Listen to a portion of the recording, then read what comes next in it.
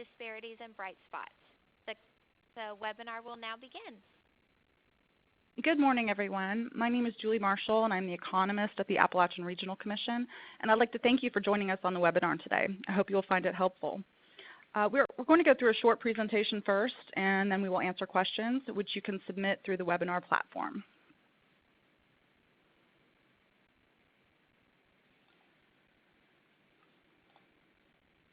So this is the outline we will follow, again answering questions at the end. I'd like to introduce the rest of the team that is here on this call today.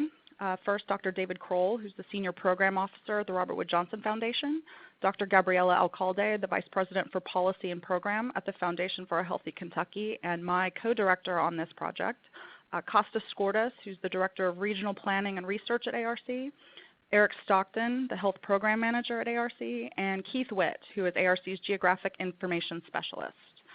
First, I'd like to ask David to say a little bit about the Robert Wood Johnson Foundation and his interest in this project. Thanks very much. Hi, everybody, and thank you so much for participating in this call. We at the Robert Wood Johnson Foundation envision a future in which we as a nation will strive together to build a culture of health, enabling all in our diverse society to lead healthier lives now and for generations to come. To us, a culture of health means working with people to build a society where attaining the best health is possible and a fundamental and guiding social value that helps define American culture. One of the things that we recognize is that a culture of health is being built right now in communities across the nation. And that leads me to a little bit about the project, and perhaps I will pause there and talk a little bit about how we got there, unless, Julie, you'd like me to talk about that now. That's fine, David. Why don't you go ahead and talk about that? Sure. So the idea for this project started when we were looking at some of our county health rankings data, and we can provide a link to you all how to access those data. But what I was looking at was overlaying the data from our county health rankings with the economic data from the Appalachian Regional Commission, both of which are county based. When those two were overlaid, what we might have expected is that those counties that were distressed or at risk, the lowest strata of the ARC rankings, would also have low health outcomes and low health factors as documented in the county health rankings. And for many of those counties, and most of those counties, that was the case. But what we did find was that there were a number of counties that were either distressed or at risk, but were in the top quartile for their state for the county health rankings, the health factors and health outcomes. So that was an interesting finding. So the quantitative finding was very interesting, and then the question was why? How can that be? What's going on in those counties? And so that led to the idea for this project, which was taking a look, a quantitative analysis first, to just check and double check those, whether those bright spots exist. And as I said, I was just looking at 1 year's worth of data. So that's an important first step, is looking at the quantitative analysis of where those bright spots are. And then the second step is trying to figure out why that is. And that's the qualitative portion of this research project. And I'll turn things over to the rest of the group, and I can answer questions later on if there are any. Thank you, David. Gabriela or Susan, will you talk a little bit about the Foundation for a Healthy Kentucky?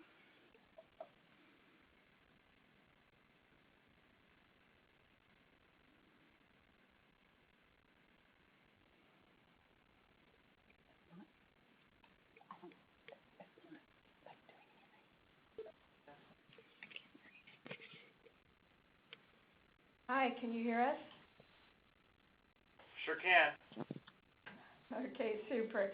This is Susan Zepeda, CEO of the Foundation for a Healthy Kentucky. Foundation for a Healthy Kentucky is a health legacy foundation that was created when Blue Cross Blue Shield was acquired by Anthem back in 2001. And we're dedicated to working on policy and systems change in the health environment so that we can address the unmet health needs of Kentuckians. We work primarily at a policy level and primarily in Kentucky. But this particular initiative seemed so aligned with our core mission that we have taken on the opportunity to be a fiscal sponsor for this. Thank you, Susan. Now I'm going to turn this over to Kostas, who will give a brief overview of ARC. Good morning, everyone. This is Kostas Skordis. I'm with the Appalachian Regional Commission, and I direct the Division of Regional Planning and Research. For those of you who don't know much about ARC, I just wanted to give you a brief overview of our mission and some of our activities. The mission of the ARC is to be a partner and an advocate for sustainable community and economic development in the Appalachian region. The Commission itself is a regional economic development agency. It represents a partnership of federal, state, and local government. We were established by an act of Congress 50 years ago in 1965, and ARC is composed of the governors of the 13 Appalachian states and a federal co-chair who is appointed by the president. ARC funds many grant investments that address the 4 goals that are outlined in the Commission's strategic plan, which is to increase job opportunities and per capita income in Appalachia, to strengthen the capacity of the people to compete in the global economy, to develop and improve the region's infrastructure, and finally to complete the Appalachian Development Highway System to reduce the region's isolation. And each year, ARC provides funding for a few hundred projects or grant investments throughout Appalachia in areas including business development, water and wastewater treatment systems, telecommunications, community development, and transportation, and certainly in the realm of healthcare and expanding access to healthcare. And I will say that unlike many economic development agencies that are primarily grant makers, the Commission also performs a variety of other activities, including planning, advocacy, research, that in combination with the grant programs help to maximize their influence and the shape, really, of ARC's grant programs. No other entity out there has that regional mandate for the region. So with that, I'll stop and just say that we're really excited about this project and believe that it's an incredible opportunity to look closer at some of the causes and some of the issues surrounding health in the region, which we know are particularly acute. So with that, I'll turn it back over to Julie. Thanks. Thank you, Kostas. Eric Stockton will now talk briefly about ARC's health programs. Thanks, Julie. This is Eric Stockton, the Health Program Manager at ARC. And as Kostas hinted at, the Commission does have a relatively small health program as part of our overall approach to economic development in the region. In terms of grant making, we do a small amount of grant making, perhaps $5 million a year or less, and I would characterize most of the funding we provide as being for efforts in various ways to increase access to health care, so, often for facilities or equipment for clinics or hospitals, or for developing or supporting training programs for allied health or advanced clinical training at institutions in the region. We do a smaller amount of work on health promotion and disease prevention activities at the state and local level, and then rarely we support direct clinical services. A big function of the health program has been in the past 15 years or so to document our regional health disparities. In 2004, we released a major study that documented those disparities really for the first time, and that we've used that since then to move along additional efforts to document disparities in chronic disease, substance abuse and mental health, oral health, access to care, access to insurance, and quality of care in the region.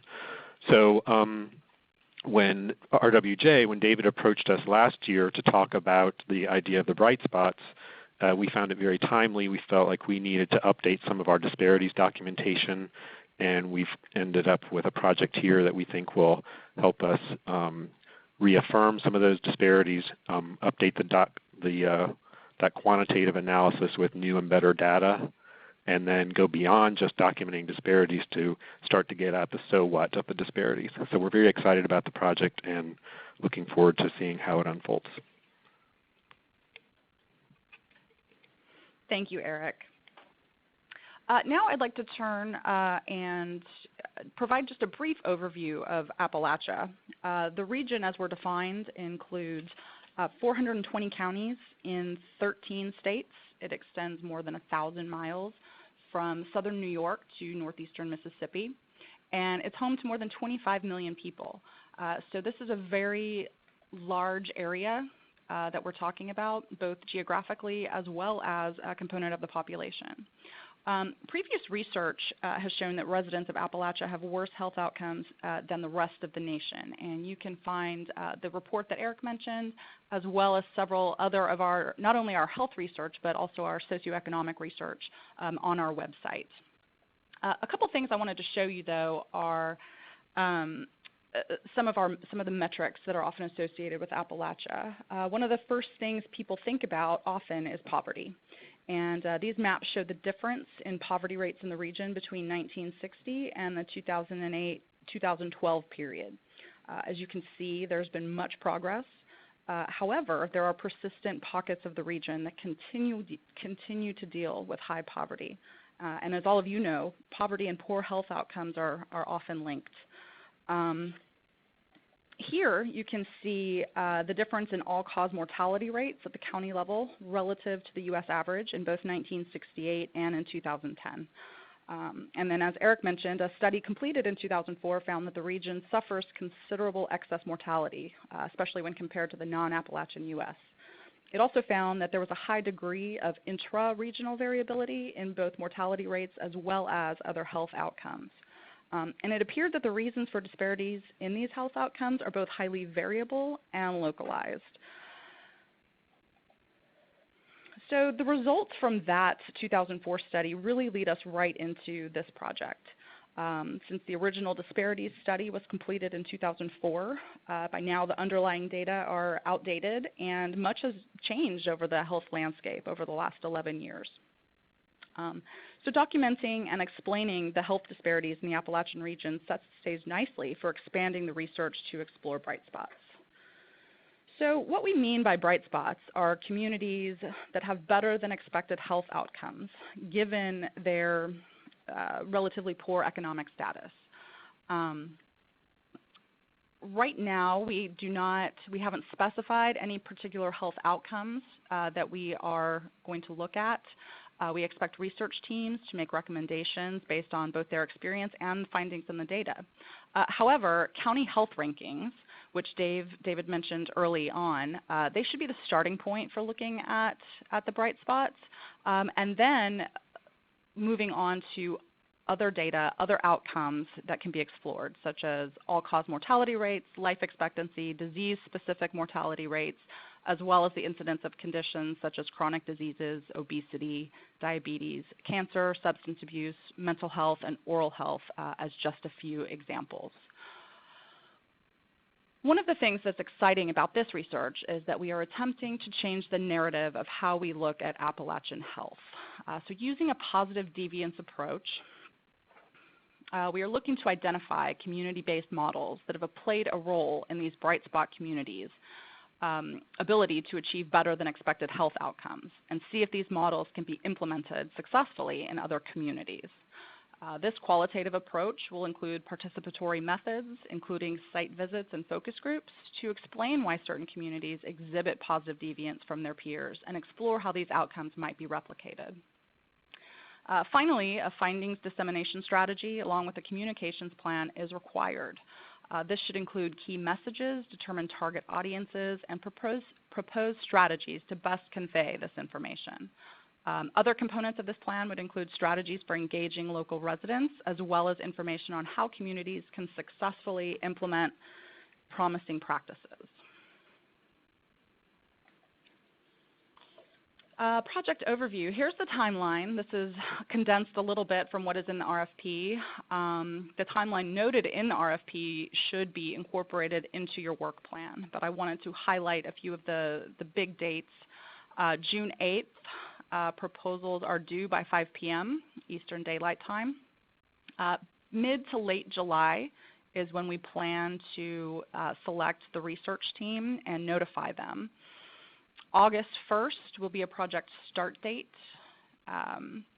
The deadlines in the RFP as far as the interim pieces of the report still are valid. I just did not include them all here. September 30th, 2017 is when we expect everything to be finalized. And then based on sort of when the reports are finalized and what the communications and strategy is, we will then begin rolling out the reports, which is why this is not at the same time as September 30th. We are giving ourselves a little bit of time to get results rolled out. As the research progresses, we will know more about what the rollout looks like, as well as sort of these final dates for the timeline. And one thing I do want to mention here is that although a website is not a deliverable as part of this research project, recommendations and suggestions are part of the communications plan, and this research will be housed on a website. Ideally, we would like to have the website work done as the research is wrapping up and taking place. So as you're thinking about your communications plan, we do not want website recommendations delivered on when everything else is due. We'd like to start having those conversations early on in the process. So just be thinking about that as you're developing your plan. The review process, again, proposals are due the 8th. The review team will include staff from the Robert Wood Johnson Foundation, the Foundation for a Healthy Kentucky, and the Appalachian Regional Commission. Additionally, we have an external advisory committee, and those members will also review proposals and make recommendations. This is information in the RFP. I just wanted to reiterate that we are looking at a broad spectrum of components in our evaluation process. I would like to note that we are relying on expertise of research teams to help guide this project. While we have a good idea of what we would like to see, how we would like to see the research progress, as David mentioned, he had started looking at some questions. More questions inevitably will come up, and we would like an experienced team to help us as these questions come up and help shape and mold this project. So we are looking for your expert recommendations as to how we go about examining Appalachian health. Project administration, I just wanted to touch on this briefly. As you know, Robert Wood Johnson, Foundation for a Healthy Kentucky, and ARC are all joint players for this research project. The Foundation for a Healthy Kentucky is the fiscal agent and will be responsible for processing all invoices and payment requests. ARC will be managing the actual research project. So there will be two separate reporting mechanisms. Written monthly progress reports are required to ARC in addition to a monthly phone call. How your invoicing and payment works should be listed in your proposal, and that will be worked out with the Foundation for a Healthy Kentucky. Part of your budget should include 2 in-person meetings, both a kickoff meeting and a meeting for the presentation of final results. In addition to periodic presentations, we understand that because of the nature of this project and the fact that these research teams will be large and multidisciplinary, not everyone will be at every single meeting, and we will make every effort to have either webinars or phone conferencing so that people can participate. But at least the major principles of the research team should plan on at least these 2 meetings. Additionally, we would like teams to propose additional in-person meetings to coincide with appropriate milestones as you propose them and budget accordingly. So we have some questions. I would like to note that responses to the questions will be added to the FAQ page found on the Foundation for Healthy Kentucky's website. I would recommend that you check back frequently, because as we get questions in, we will continuously update that page up until June 8th when the deadline closes. So just check back periodically to make sure that that any of your questions that you've seen, the answers are there, or if we get any more questions, the answers will be there. So now I will go ahead and it looks like we have a couple of questions. So let me go ahead and read those. The first question is, let's see.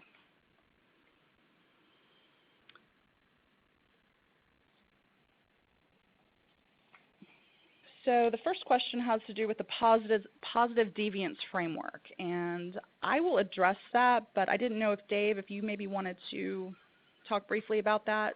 I can, and what I will do, what I tried to do, and if I wasn't successful, I will make sure that it's available on the FAQ, is to provide some links that explain the positive deviance framework and the positive deviance approach. That's probably the best way to answer that, is to take a look at that and familiarize yourselves with that approach. I'll put that okay. I'll put that link up if I haven't already. Thanks, David. So just a little bit of background. This is an RFP as well. I wouldn't say that this is necessarily a specific statistical model.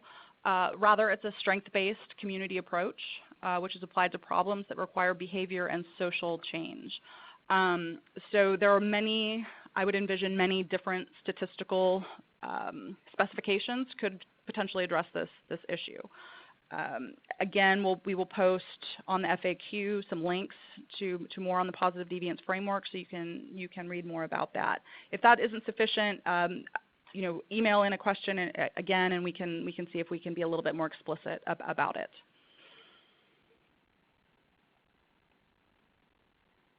Okay, so the second question is, I'll read the question and then I'll answer. David and Gabriella may also want to chime in.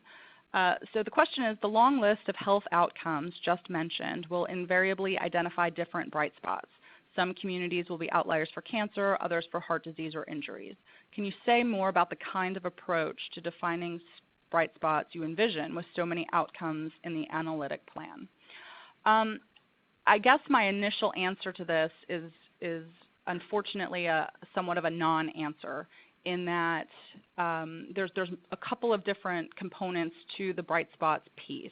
Number one is the identification of the bright spots. The second is exploring and finding why they are the way that they are and seeing if that can be replicated. We know of a couple of potential bright spots on a couple of different health outcomes that have some institutions in place, whether it's a major university or a major hospital, that's not really a replicable solution for many rural communities. So we're interested not only in identification, but also in whether these outcomes could be replicated. As far as the different conditions. Add to that. Okay. Like Julie. So what I would suggest is that people start with for the health outcomes.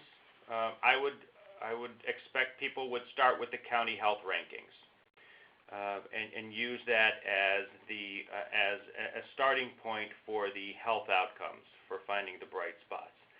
If people feel that the county health rankings are lacking in some data that you'd like to propose using in addition to those, then by all means, please add that to your proposal. But I would suggest that people start with the county health rankings as far as the health outcomes.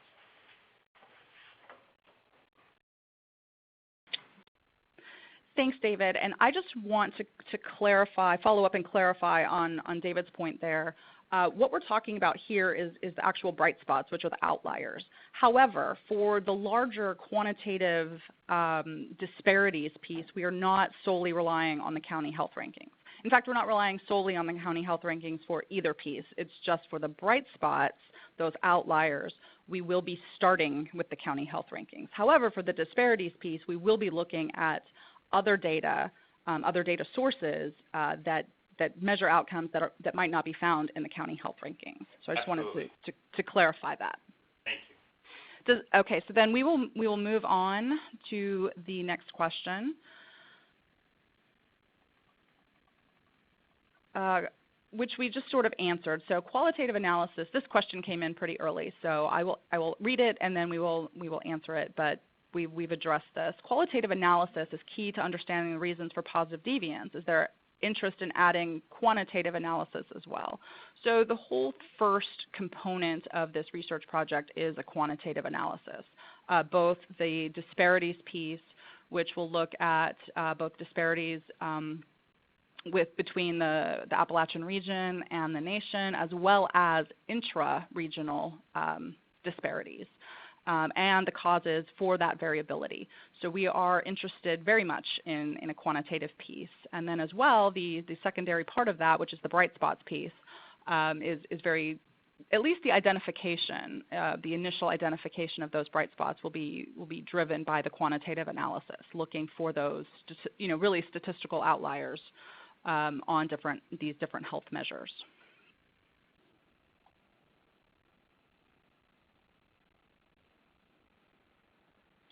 So the next question is, once the project is done and you have the findings in hand, aside from having the 2004 report updated, how will the discoveries about bright spots prove useful to ARC going forward? How will ARC define success from this project in terms of policy next steps? So first, I'm going to turn the phone over, and we will answer that question. And then I'd like to turn it over to David, particularly, and also Foundation for Healthy Kentucky, if they'd like to address this, as how Robert Wood Johnson and Foundation for Healthy Kentucky might use this information. Julie, this is Eric. A couple of ways we've envisioned the application of the results of this project are, first of all, ARC is often a source of data for others, and we get a lot of calls for the use and interpretation of the disparities research we've conducted in the past. So just having updated quantitative research and analysis of the disparities we think will be helpful for us and provide a tool for others to use in their own research pursuits.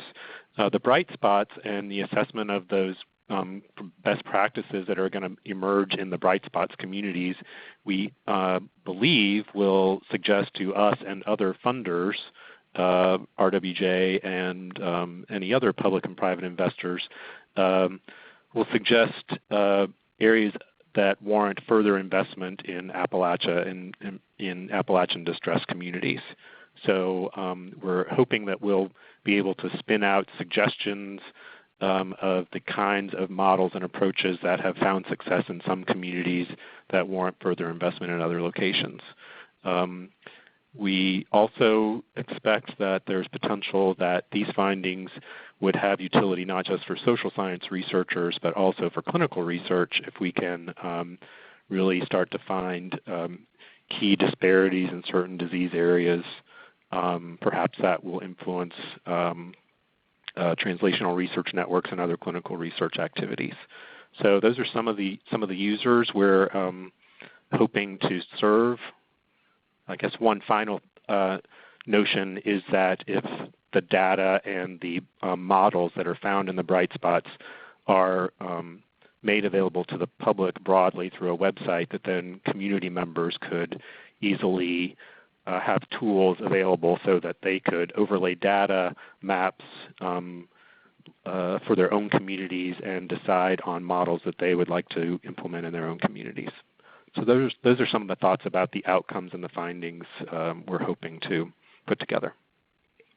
And from the foundation point of view, ideally what we would love to see happen is consistent with the positive deviance approach, a strengths-based approach. So essentially looking in the qualitative deep dive into the counties that have found creative solutions to the challenges that they face in improving the health of their community, ideally we'd have an opportunity to spread some of those ideas, those approaches locally to other parts of the state or parts of Appalachia, again, consistent with that positive deviance approach. This is Gabrielle Alcalde with the Foundation for a Healthy Kentucky. I would echo what's been said already and also add, as we work at the policy level, we are very interested in the findings indicating policy interventions that would lead to improved health outcomes. So we are also very interested in the qualitative piece in terms of identifying community-based variables or frameworks that might contribute to improved health outcomes, to the bright spots from a policy perspective.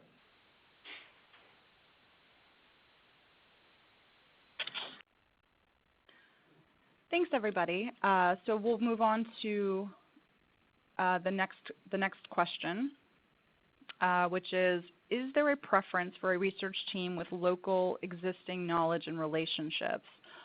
For example, a research team that already studies some positive deviance groups in the region. I guess I would say that while there, I don't know that I would say there's a preference, but this would certainly be a benefit. Not only having some experience with this positive deviance framework and approach, but also, frankly, having existing knowledge and relationships within the Appalachian region is going to be critical for the qualitative component of this research. Does anybody else want to, David, do you want to add to that? Said that perfectly. Okay. So moving along.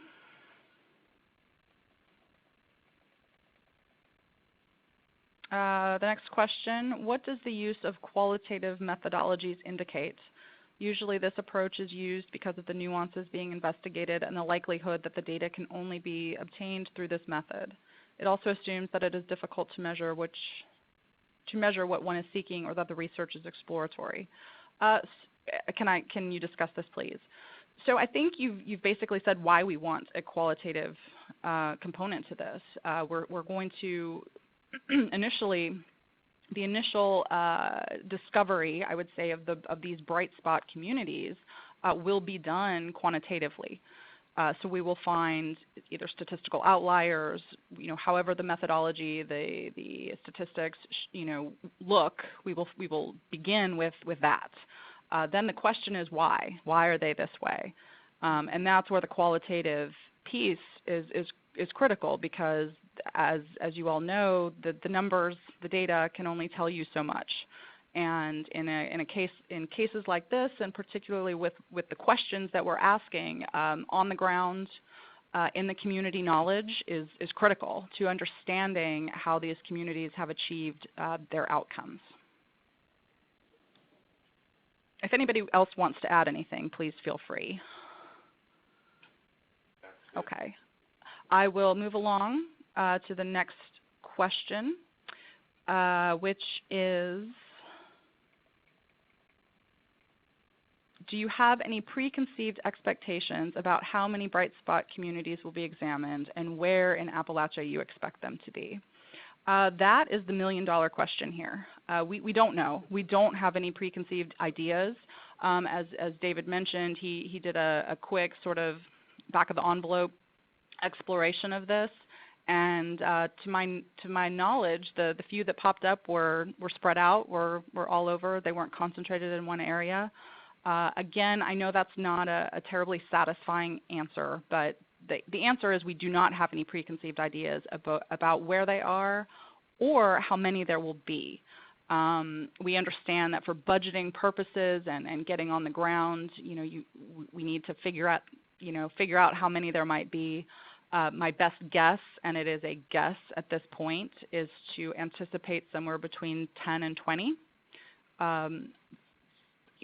focused community profiles, although again this will be driven by what the quantitative and the beginnings of the qualitative research show.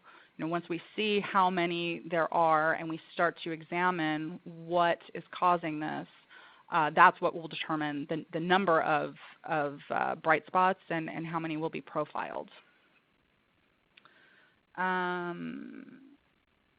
Let's see.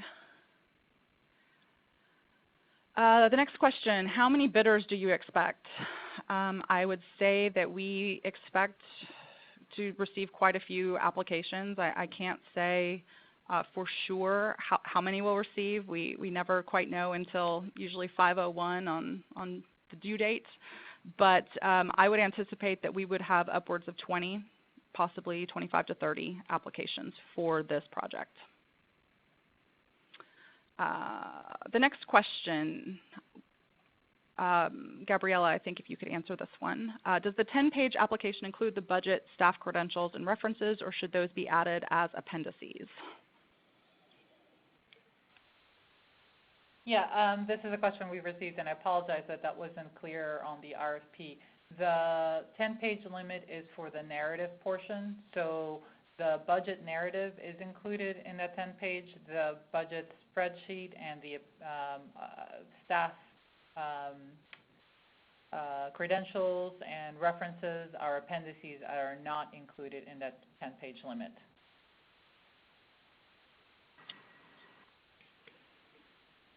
Thanks, Gabriella.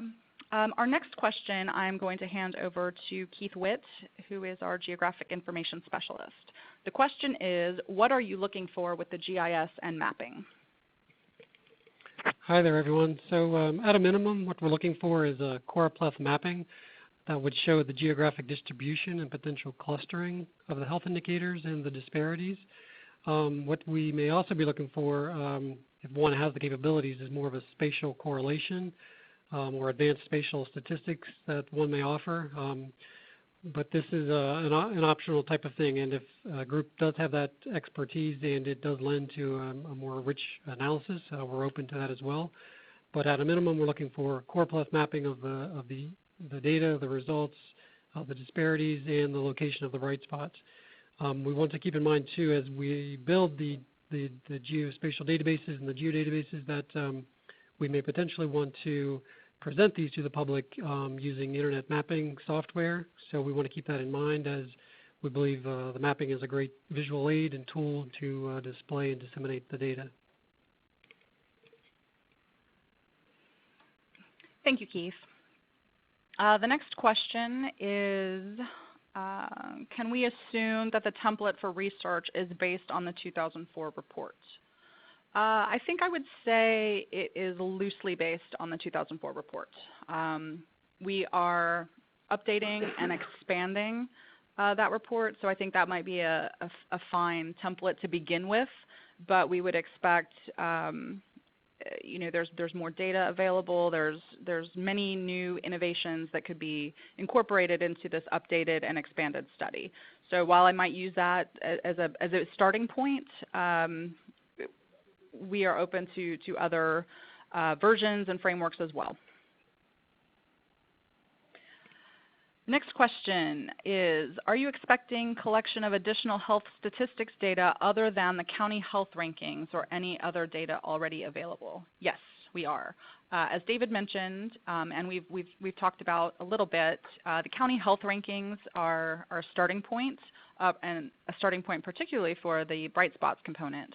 But in the quantitative piece, there is also this disparities approach, or this disparities study. And so there will be a much larger swath of data that will be looked at in that component other than just the county health rankings. So I would suggest proposing data sources, proposing data sets, giving us some idea of what data it is that you plan on looking at that you think would be important for this study and for the Appalachian region focus. The next question, in this presentation, you have spoken about good health and a bad outcome climate. In the RFP, you also talk about good economy with poor health. It sounds like you want us to focus on good health with a poor economy. So yes, we do want to focus. This is part of how we are attempting to somewhat change the narrative about how we talk about Appalachian health and the economy. like I mentioned, we know that poor health outcomes are strongly correlated with lower income status, high poverty. We know that, and while we want to explore that, what we want to look at are those bright spots, those communities that have somehow been able to break the mold of high poverty and low health outcomes.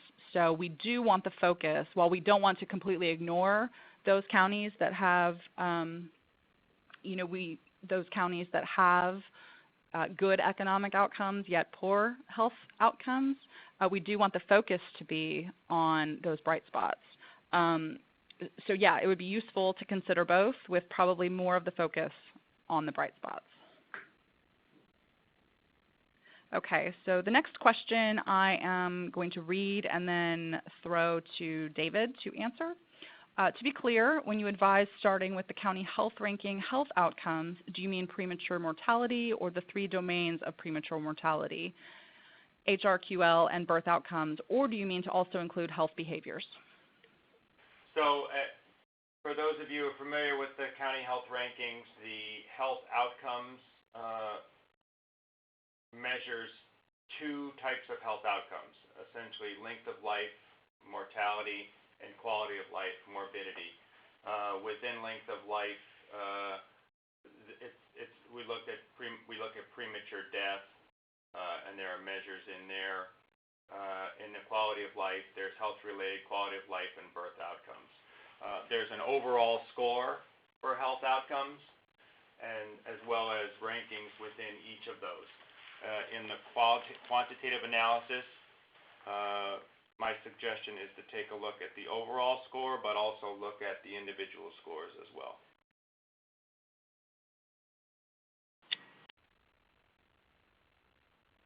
Thanks, David. And this, I should say, the same goes for the health factors. So there's health factors as well. I think it's worth looking at those, the rankings there. And that's health behaviors, clinical care, socioeconomic factors, and physical environment. Because I think there's an opportunity there to inform the qualitative analysis.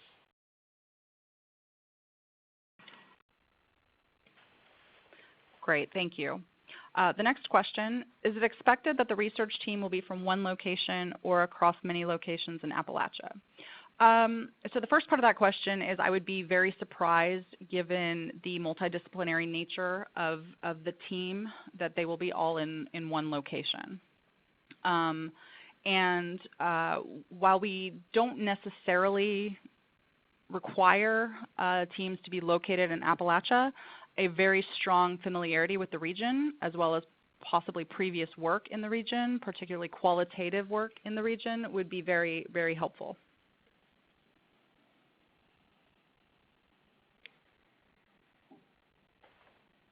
Okay, the next question, we sort of addressed this earlier, but I'll go ahead and reiterate that there was just a question about how many bright spots case studies are expected. Again, we don't have any preconceived number in mind. We know this needs to be manageable for folks that are traveling and getting out on the ground and visiting these communities. My best guess at this point is probably somewhere between 10 and 20, but I can't say for sure until we start to see what the research show us.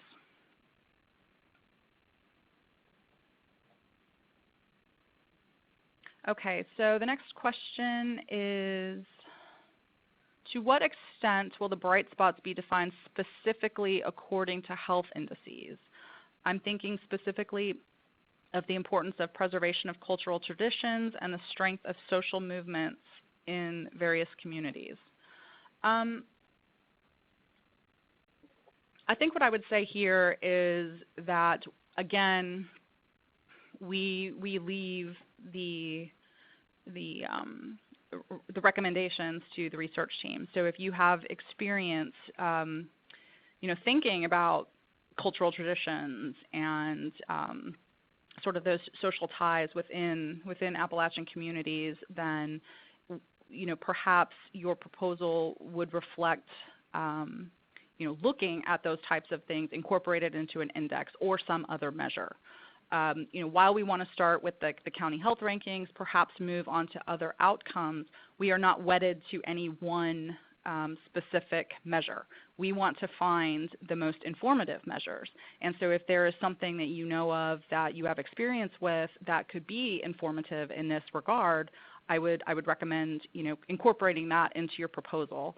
And further, understanding that, again, this is all sort of data and research driven. So most likely the questions and the focus of particular outcomes that we're looking at will change as the research progresses.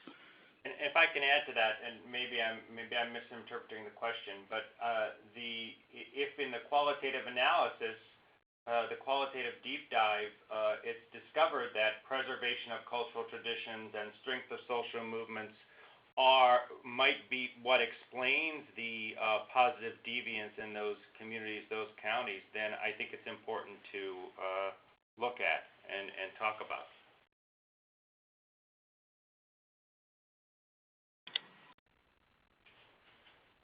Thanks, David. Again, if our two answers did not answer your question, please send an email and we can put together an answer that we will put on the FAQ page.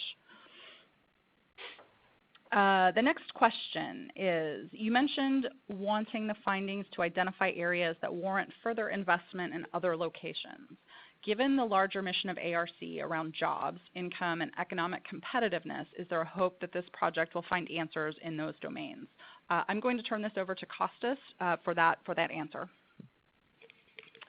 Hi, everyone. That's a great question, and I mentioned earlier that ARC is an economic development agency, and one major reason that we're interested in this is that we know that combined with other factors, individual health is a prime indicator of both quality of life, but also impacts the economic vitality of communities. So to the extent that we can glean something from the findings and replicate that elsewhere, I think it helps ARC strengthen its underlying mission, particularly if you look at central and southern Appalachia, where there's a higher prevalence of economically distressed communities or economically distressed counties. So we do think that there's opportunity here to have a closer integration between health and economic development. So I hope that answers your question. Thanks. Thank you, Kostas. The next question is several questions regarding, there's a couple of questions here regarding the applicant. Must the lead agency be located in Appalachia? Again, no, that's not a requirement. However, familiarity with the region, previous work in the region, an understanding of a cultural understanding of Appalachia would be very beneficial to the applicant. The second question, which I will answer and then let Susan or Gabriella correct me, is can the lead agency be a for-profit organization, or is this limited to nonprofit organizations? I think the answer is either is fine.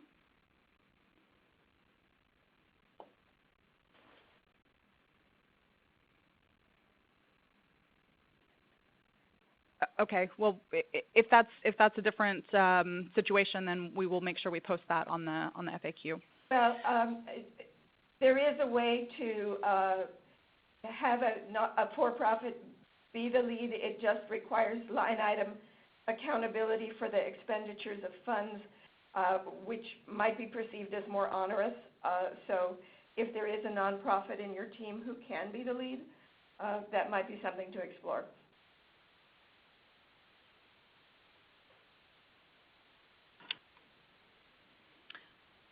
Okay, the next question. Even though a website is not a deliverable, the RFP requests information architects and graphic designers as part of the applicant's communication team. First, how much emphasis should proposers place on these team members? And second, should these team members plan to be assisting in developing other social media outreach during this project? So I would say that certainly there would be less emphasis placed on these team members.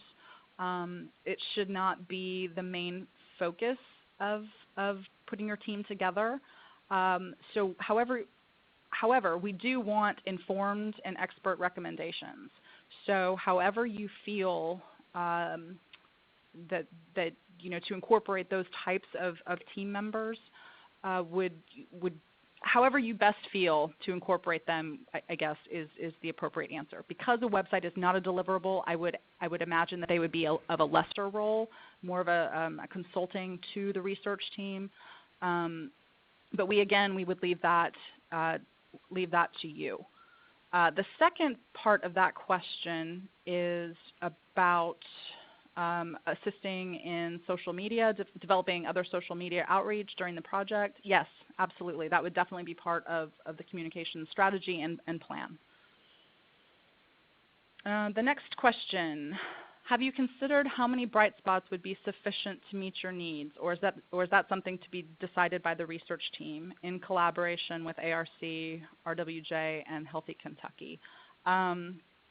Again, this will be answered by the research and will be decided essentially by what the research team finds in their recommendations in collaboration with ARC, Robert Wood Johnson, and Healthy Kentucky.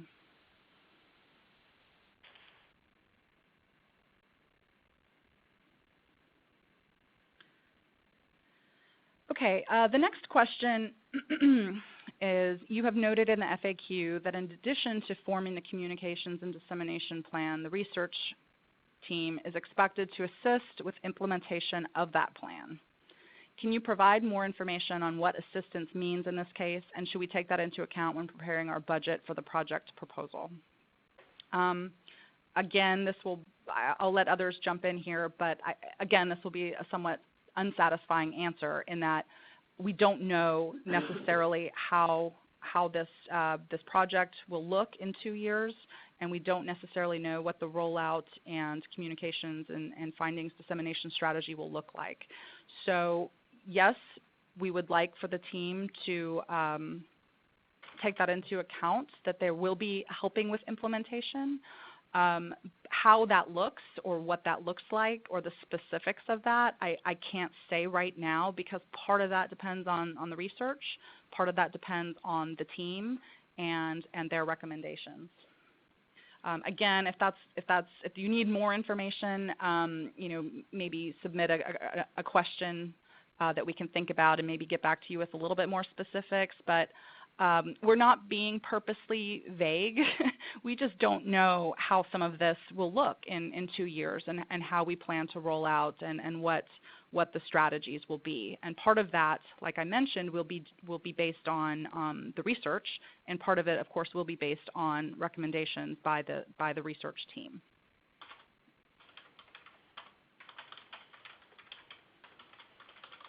Okay, the next question is a clarification question for Healthy Kentucky. The answer about what is not included in the 10-page limit was not clear. Please restate.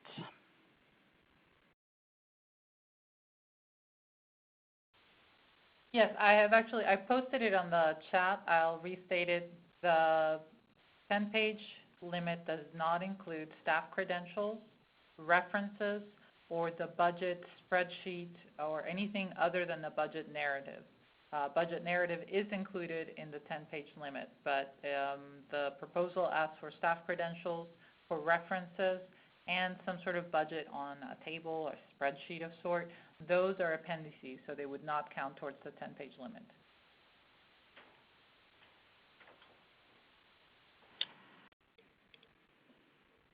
Thank you, Gabriella. The next question is, where can the 2004 report be accessed? On our research page, there is a link to it in this presentation. There is a link to it in the RFP that you should be able to find. If not, we can try and make that a little bit more clear. And a question I think earlier that was asked is about this presentation. This presentation, we will be posting it or making it accessible on the Foundation for a Healthy Kentucky website. The next question, do you expect below county level analysis? I would say if there are data to support sub-county analysis, then yes, we would be interested in that.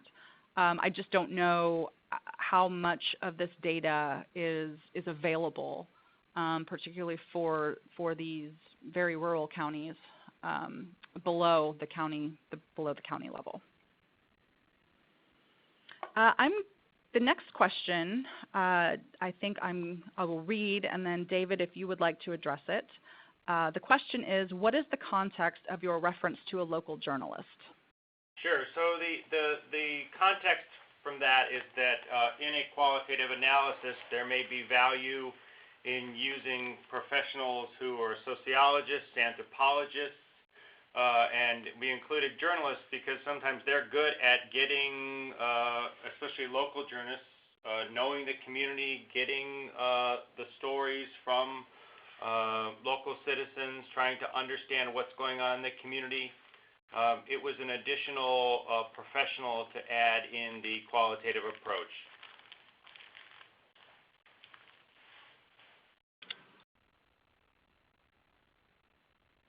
Thank you, David.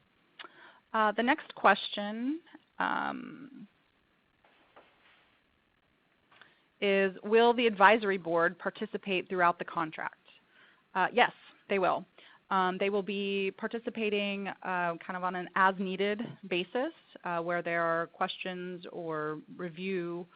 But in answer to the question, yes, they will be part of this process from the review of the proposals all the way through to the implementation of the recommendations.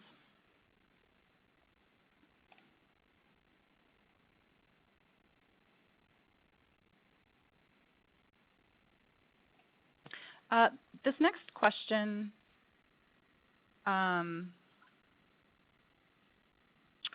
you have noted in the FAQ in this webinar that you do not know how many bright spots there will be. From a budgeting perspective, this is difficult for us. Should we make an assumption with a given level of depth and breadth and say that we could do more or less based on what we find as bright spots in consultation with the foundations? I would say that you've nailed it pretty much exactly. That's exactly how the proposal should look. You know, maybe give us a range of options based on how many you find and various other you know, conditions. I think that's the best way to go about this. And like I mentioned, unfortunately, I wish we could give you a specific answer. We just can't. We don't know right now. Let's see. Got a couple more questions, and then we will wrap it up. These questions, the answers will be posted, or generally will be posted, and then any others that we do receive or that we need to discuss further will be part of. We will make sure that they get uploaded to the FAQ. The next question: given that generally Appalachian counties, at least the more rural ones, are losing population due to outmigration of young people, do you have a stance on whether bright spots should emphasize counties that have been most successful at reviving population size? I mean this question in terms of maximum impact on the largest population. I would say that might be something you factor in, but I don't think it should be the driving question as you go about looking at these places. You know, as you mentioned, outmigration, especially of youth, is a huge issue for much of Appalachia. So I imagine that pieces of your question will show up in the analysis, but it shouldn't drive the analysis. Okay, let's see.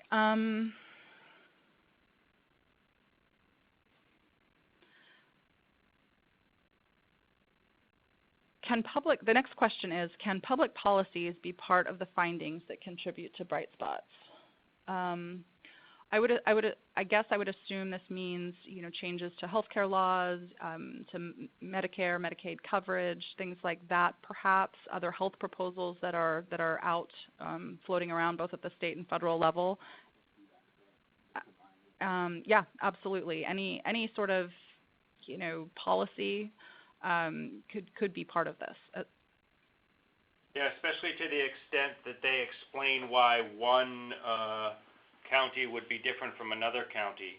If it's a local policy, I think there's definitely value in taking a look at that in the qualitative deep dive.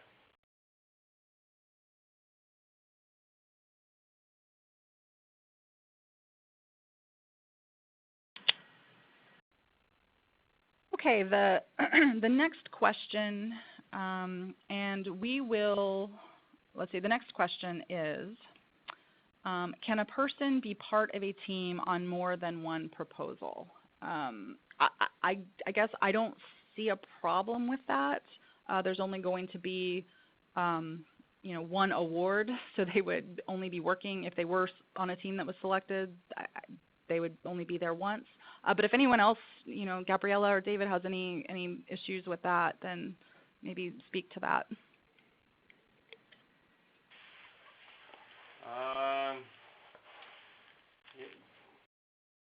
There's only going to be, we're only going to pick one entity that's going to do this work. So I guess I don't see a problem with somebody being part of a proposal or a part of a proposal from multiple places. I'm not quite sure I understand. I guess this is a person who is very knowledgeable that a number of different entities would like to have a part of their proposal. So I don't see a problem with that.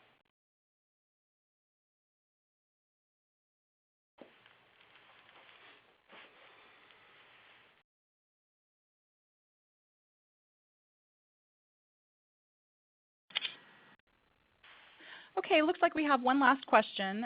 Again, if there are further questions or other things that pop up, please feel free to email, and we will make sure to get those answered and up on the FAQ. So this, I think there's a couple of, I think we will answer this, and then David, you'll probably want to chime in as well. So the question is, how engaged in the research does the funder want to be? For example, we envision requesting involvement of the funder at all stages to be sure funders are kept in the loop and the project is moving in a direction of interest to the funders. However, this level of requested involvement might be perceived as a weakness. So David, do you want to speak to that? Let's see.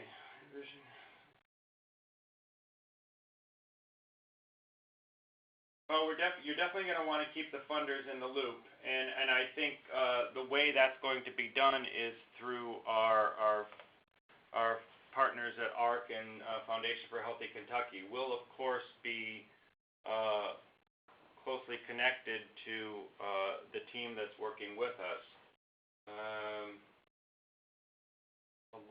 This level of requested involvement.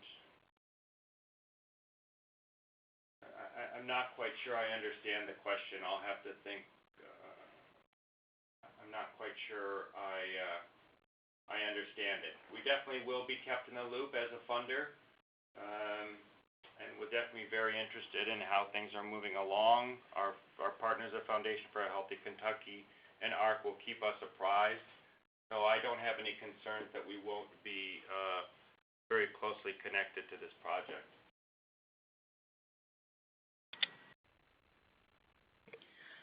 Thanks, David. And I guess I would say, as as David spoke to the funder, and ARC is contributing some money to this research project as well. And I guess what I will say about this is that this project has been designed to be intentionally collaborative. We are planning on working closely with the research team throughout the research project.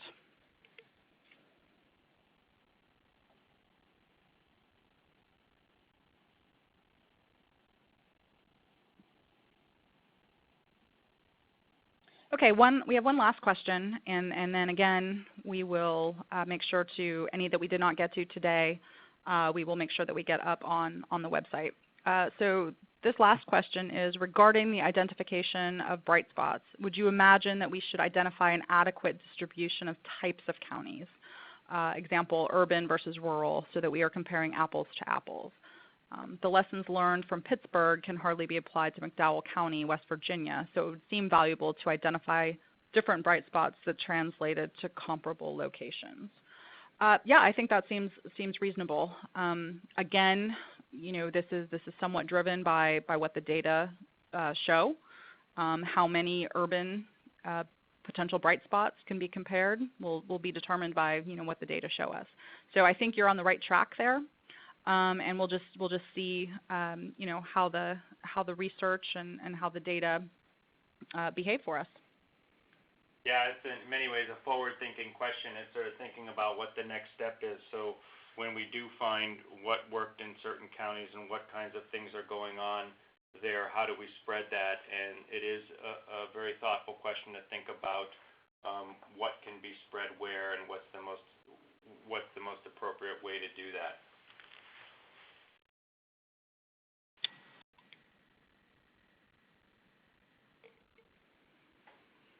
All right, well, we have come to the end of this webinar. We hope it was helpful for everyone. Again, please feel free to email additional questions that we will make sure that we provide answers to the best that we can. Again, thank you all for participating, and we hope this was helpful. And we look forward to reading the proposals here in about a month. Thank you so much. Thank you, everyone.